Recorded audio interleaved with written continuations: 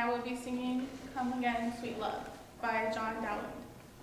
And it's pretty much an Old English piece about, it kind of seems depressing. She's like, I'm gonna die, but it's just about how she's in love with this guy and she can't wait to be with him again.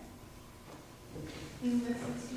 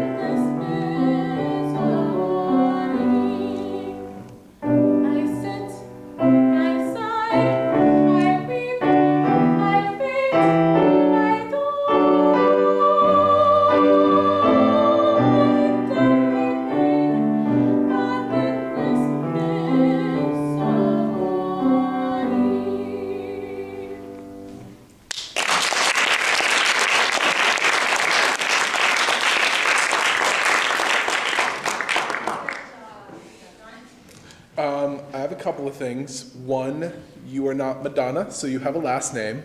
You may not always be singing in front of people that you know, so you got to remember to say your last name. Because if this was like a competition and you walk in and you say, "Hi, I'm Devin," it's more like a personal, like, "Hey, I know you."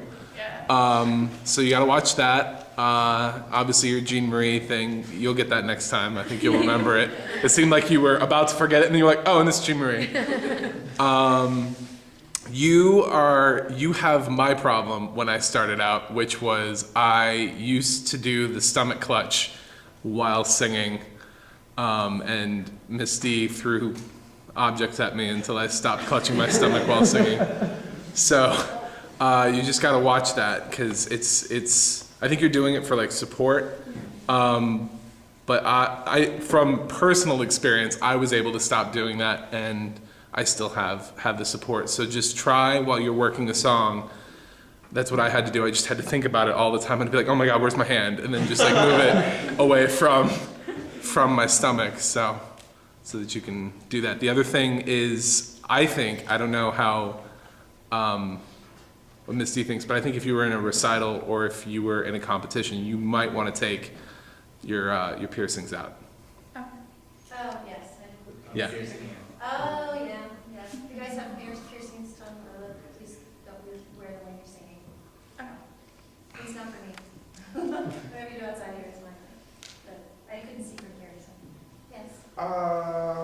I would, great job, by the way. I would, for your introduction, when you're talking about your song, I would prepare that more. Just have, know exactly what you're singing about, who you are, and, because it was very, like, your own information from what you got, but actually do some research and actually try to find information about the song. And usually when people don't find information, they find a reason why the song was written or composed or whatever. Yeah, and I'm not sure how the music is written. I've never sang this piece, but I've heard it sung before. When you're doing the 2C do-da. I would start soft and then build, and then so when you're on the ba-da, you can really build and crescendo on that. Thank you.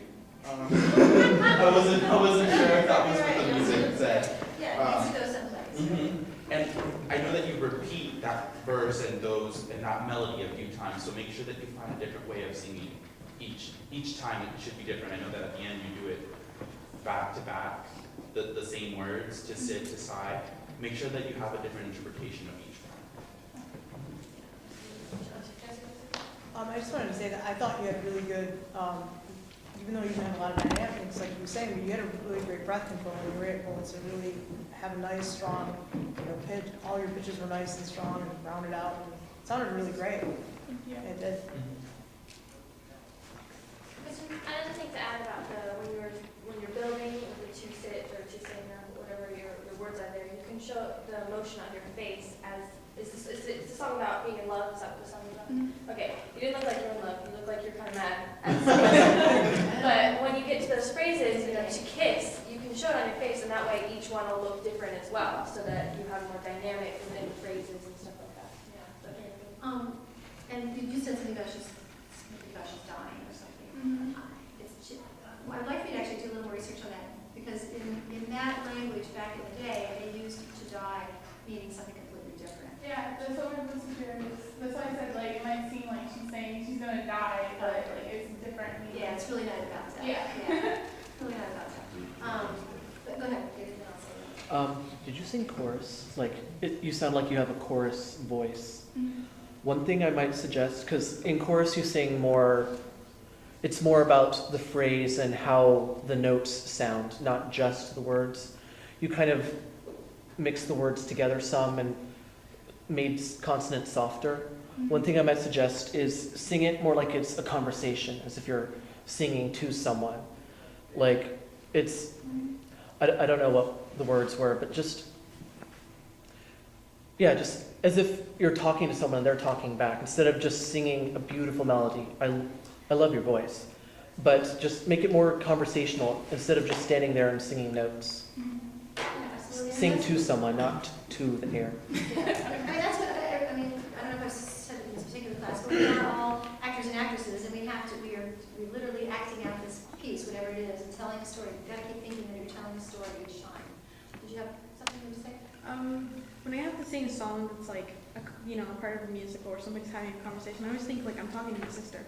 And that helps me a lot because I'm really familiar with her. It helps me just relax, and I'm like, I'm talking to my sister, so you can bring out a lot of emotions because it's someone familiar to you, brother, sister, whatever. For me, it's always my sister, so it helps me to bring out emotions that I wouldn't normally in front of other people, or, just be more relaxed, and just helps me out. And to add to that, when you relate it to a person that you know and talk to and see constantly, you've had you're more likely to have a lot more emotion with them. Like, they've seen you mad, they've seen you sad, they've seen you, every range of emotions. So you can kind of give it everything, like, depending on what the song is and what you're supposed to be feeling. If you can imagine that person that's seen all of that, you can kind of gauge their reaction too, because you're not just what you feel and what's coming out, but how the other people are going to react and how that person's going to react. It's funny because I see some of you guys in other classes and what have you, and I can obviously see you all talking to each other, and you're all super animated, your faces are animated, you talk to each other, and all this expression, then you get up here and it's like, what happened? So somehow or another, and I know it's a weird leap because it's not, these are pieces that we're not as connected to as whatever it is you've got in your iPod. But somehow or another, you've got to make some sort of connection that way, and just use that same, because I know you're very animated when you speak to people. Connect those short phrases, even though they're rest in between. And there's a lot of short phrases. Sweet love, because you're saying come again what? You put a rest in there, but the sentence actually continues. So we've got to see that you're continuing that. The phrase is continuing, the thought process is continuing. So otherwise it becomes very choppy. And while it's written that way, you can make it less choppy by showing us that you're still thinking about what the next part is. More diction, more consonants. Come again. For some reason, God. So you can actually say the word, and just more expression on your face, like they were saying. but you have a lovely voice. I think it's going to be really exciting to hear where you go from here. Awesome job.